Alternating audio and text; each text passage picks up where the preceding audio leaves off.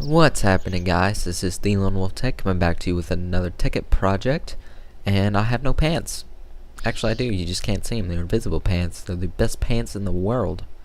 But for real, though, I think it's just a glitch, and it probably won't get fixed until the next Tekkit update. But other than that, we look pretty freaking awesome from the last episode where we got this beautiful red matter armor.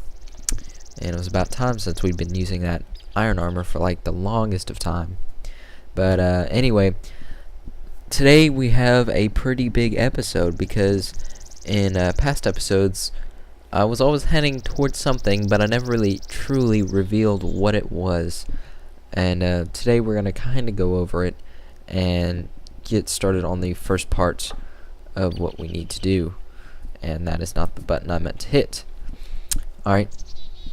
So, in the past videos, I always mentioned talking about like how I needed advanced alloys, and we need more power and stuff like that. Well, the reason I haven't really said much about it is because the whole project has taken me a very long time to do because we had to collect so much advanced alloy.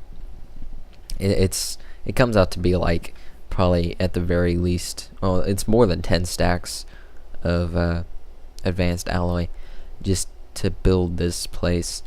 And we're not even done. We still got more to do, a whole lot more to do. But I thought it was about time to give you an update because it is going to take me a while to do this, probably a whole day, to get everything up and going to where I want it to be. And after that we can actually get to some more cooler stuff. So we're gonna go take a look at it right now.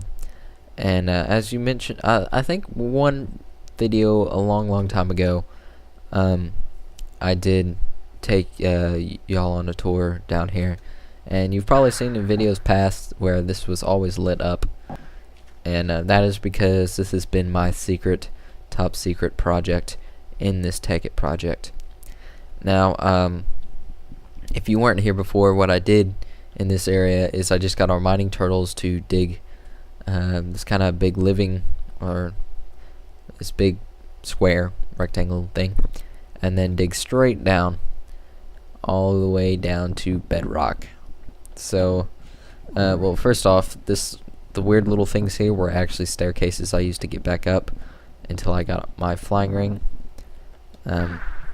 And yeah, so down here has been what I've been working on. I know it doesn't look like much, but it is actually a lot when it comes down to it. Do I not have a spade? Yes, I do. Yes, I'm British. I just called it a spade. I'm not really British though.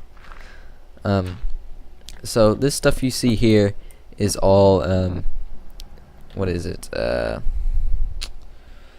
Gosh. It's like reinforced stone. That's what it is.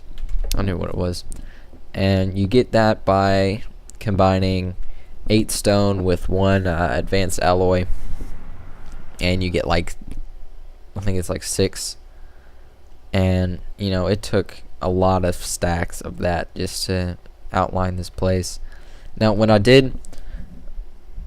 had the mining turtles mined down here, they went into this area down here, and I thought it looked pretty cool, and how it like kind of is all flown with lava and obsidian and water. So I wanted to leave that in.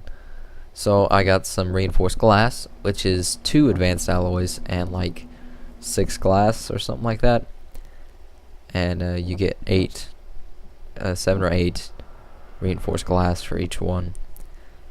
But anyway, I did that, and I kind of wanted to look down because this kind of adds some less blandness to this room, and when we get down it'll look pretty cool. But the whole reason for this is what we're going to be putting down here, if you haven't guessed by now, is it's actually quite a few nuclear reactors when we get done. And this is going to be our main power source that's going to last us forever, is nuclear power. and we'll probably end up having like one over here, here, here, and here. So about 4. I think that would be sufficient. Maybe a little bit of overkill, but you know, this is TheLonewolfTech. We got to do it big. And I know I kind of sound a little bit sick. I'm sorry about that, but we're gonna persevere. So the whole reason for the reinforced stuff is because nuclear reactors do have a tendency to blow up if you don't know what you're doing, and they blow up like a nuclear bomb. And if you ever gone on Tekkit and gone in creative mode and just like blown up a random world with the nukes, you know that's a huge explosion. So one will be building them in here, and they will be in another enclosure inside this enclosure. So that should account for something. I might have to raise the ceiling a little bit to do that, which brings another problem. This is a diamond pick, okay? I'm trying to break that. It takes longer than obsidian, to be honest. So if I had to tear that down the ceiling, I would go in creative mode and just break it all, because it'd just take too long. Yeah, I think that's fair enough. But hopefully I won't have to. I didn't really account for the size. It looked a little bit bigger before I started filling everything in. And then the way up, I'm not really sure what we're going to do on the way up, because I have a flying ring. But I think what we'll eventually do is just cap this off, and then I will have teleporters that will allow me to teleport to here and away from here, and then I'll have like some secret entrance and exit I can use. Like I'll have maybe like an opening here with some pistons that I can walk through and then run down and then go up in case I had to run away from an explosion. Maybe use some mine carts and stuff. That'd be pretty neat. But that's much later to come, because first we gotta build our first nuclear reactor, which is very complicated. So I wanted to show you down here where we're gonna be putting it first before we get started on anything else. And we're on level 18 right now. So when these things blow up, they usually blow up like huge areas, like all the way down to bedrock. So by having this reinforced stone, and then having all this cobblestone blow or in the way, we should have a pretty good cushion against a possible explosion. And if it does explode, it would probably just take out this mountain and maybe part of our facility over here. But I'm not planning on it exploding. Honestly, I plan on us doing it right, and that's how we're gonna do it. But maybe we'll have some building up here which will regulate everything for the nuclear facility down below. That'd be pretty neat. But we won't start with that. We'll start off with the nuclear reactors. So let's get somewhere with a lot of stuff, because that's what we're gonna need. Well, first I think what we'll do is just go over all the stuff we need, and then we'll get to it. Now, if you do remember a few episodes ago when we built the Power Flower Mark II, we came over here and built another one. I targeted a piece of uranium, and now we're pretty much full with uranium. So we have a lot of EMC just from this thing being on, which is pretty crazy. And it's actually pretty good, because I didn't plan on it when I did it, but we can use all that uranium for the nuclear reactor. So, speaking of the nuclear reactor, let's see what we're gonna need. So the reactor is a piece that goes in the middle, and excuse me, and then you have chambers around it which allow you to put like more uranium and heat dispensers in it so you can cool it. Now I will go ahead and say I am a noob at this, so there will be lots of Tekkit wikis by me. So we'll probably start off with our chambers, because we're gonna need 4 per reactor, I believe.